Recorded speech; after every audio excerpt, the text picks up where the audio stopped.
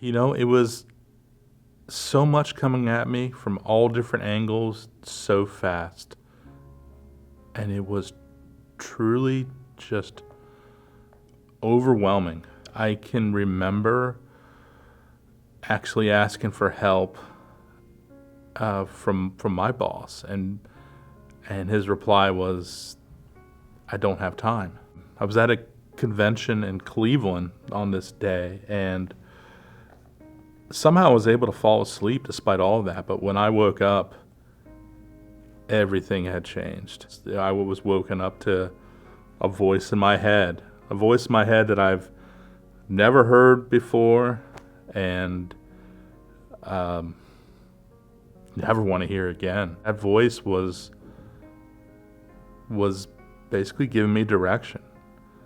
Basically, it was a conversation I was having with this internal voice about I know how to get out of the situation. I just so happened to travel with my handgun. I was a concealed carry holder, and I usually brought it into the hotels, and the only reason I really did that more than anything is because I've been in a parking garage before and had my truck broken into, my firearm stolen. So I was just in the habit of bringing that with me. And so I'm in this hotel room, I'm by myself, and it is a all-out wrestling match in my head of what to do. I mean, the fact that I had that gun with me made it very, very, very real. And somehow, some way, I won that match. I went on the rest of that.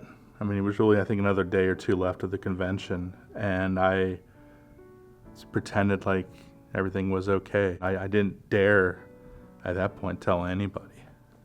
And as soon as I got home, I remember reaching out to my friend Brian, and I shot him a text. And the text, all it said was, I got something for you. I need to give it to you. That's all I said. And he picked up on what it was, and he met me, and I had it. At that point in time, I put my gun in a bag and handed off the bag to him, and I haven't seen it since. Despite all that, I didn't ask for help. I just lived for really the next few months with just these voices. I found myself just distracting myself any way I possibly could, overworking, just keeping busy. Any idle time I had is when I'd start thinking that, or I'd hear the voices. I knew it was bad and it was getting worse, but yet at the same time, I wasn't listening to the same advice that I would give anybody else. At that point in time, I was in the role of helping out the rest of the members of my department. I was our wellness coordinator. I was our peer support coordinator. I had so much shame and guilt that, again, I was supposed to be that guy that helps everybody, and I couldn't get past the optics of how it would look if I needed help.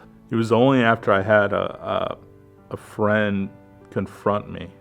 He was really the first person to see through my armor, to see, because I just had this outer shell where I was fine.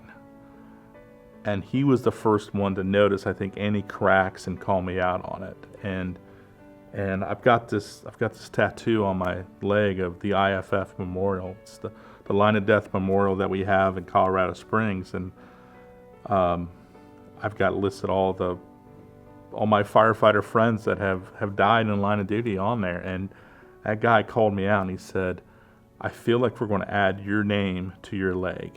First of all, I realized the gig was up, that I couldn't hide anymore, that I've been outed.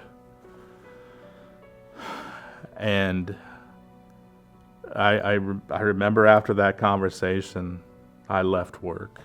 I called my boss and said, I'm leaving and I'm not coming back. And I really didn't. Whatever was going on internally was now externally as well. And it was for all to see. It's actually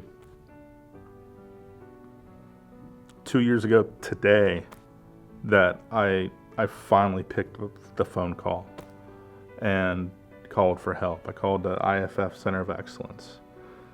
And I was there the very next day. I mean, it went like that. And when I went there, it was 40 days. And looking back now, I left even too soon. I should have stayed longer. But,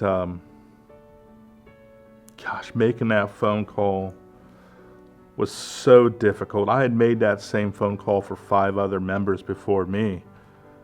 But to make it on my own, the phone wasn't heavy physically, but it felt heavy picking it up and actually calling and asking for help.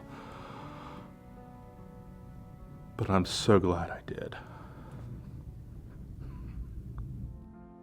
It's been a lot of work since then, but my life is infinitely better for me sticking around and fighting through all that muck and climbing out of that hole. I look back and it was just, I was close, and I'm just thankful that I was able to win that fight. To someone that's watching this and they're feeling in crisis or just wondering, what would you say to that person? Don't wait. Make the call. You can make these calls, you can get help, and nobody even needs to know. Like, there's so many things now that are confidential, and you can cut out the middle person and go directly to them and get help, get in a better place, and nobody even needs to know. And that way there's no shame, there's no guilt, there's no worrying about what anybody thinks. You could take care of yourself and move on and be better.